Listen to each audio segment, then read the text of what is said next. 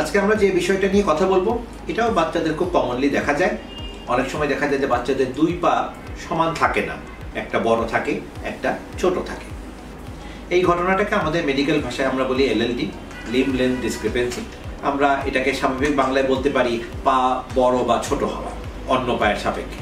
যে কোনো একটা পা বড় হয় আর একটা পা খাটো হয়ে যায়। দুই পা এক হাইটে থাকে না, এক হাইটে না থাকার কারণে দুই পা দুই লেভেলে থাকার কারণে বাচ্চারা তখন খুঁড়িয়ে খুঁড়িয়ে হাঁটে, যেটা দাঁড়ালে, হাঁটলে এবং বিশেষ করে দৌড়ালে আরো ভালো মতো চোখে পড়ে।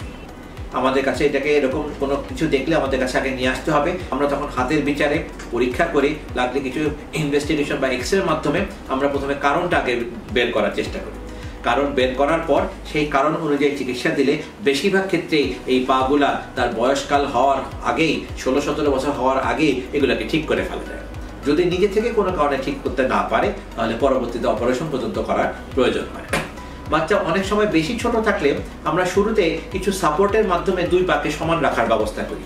এটা আপাত সমস্যার একটা সমাধান। পা দুটা জুতার তলায় একটা উঁচু হিলের মতো অংশ তৈরি করে দুই পা আমরা সমান হাইট করে দিই, যাতে বাচ্চাটা স্বাভাবিকভাবেই হাঁটাচলা চালু রাখতে পারে। মূল কথা, বাচ্চার পা একই দৈর্ঘ্যের কিনা খেয়াল রাখুন।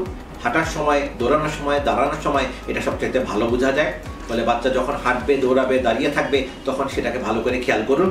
যদি মনে হয় যে দুই পার মধ্যে দৈর্ঘ্যে কোনো পার্থক্য আছে, আপনার কাছে যদি সন্দেহ হয় তাহলে আমাদের কাছে নিয়ে আসবেন। আমরা পরীক্ষার মাধ্যমে হাতের বিচারে চেক করে আমরা এটাকে বের করার চেষ্টা করবো যে আসলেই কোনো প্রবলেম আছে কিনা, থাকলে কি কারণে হচ্ছে কারণটা বের করব এবং বের করে সেটা চিকিৎসা প্রদান করলে এটা শুরুতেই যথেষ্ট ভালো মতো ভাবে এটা সমাধান করা সম্ভব। আর একদমই যদি না পারা যায় অথবা যদি বাচ্চা আপনারা দেরিতে নিয়ে আসেন, তখন হয়তো দেখা যায় যে স্বাভাবিক পদ্ধতিগুলো আর কাজ করার সময় থাকে না, তখন হয়তো অপারেশন করার প্রয়োজন হয়। তবে অপারেশন লাগুক আর না লাগুক, ব্যায়ামের মাধ্যমে হোক, জুতার মাধ্যমে হোক, দুই পা ছোট বড় থাকলে এর চিকিৎসা পদ্ধতি খুব ভালো মতো আমাদের দেশে এখন বর্তমান আছে, যার মাধ্যমে বাচ্চাটাকে পুরোপুরি স্বাভাবিক দুই পায়ে পরিণত করা যায়, যাতে 8-10টা স্বাভাবিক মানুষের মতোই সে হাঁটাচলা করতে পারে। ধন্যবাদ সবাইকে।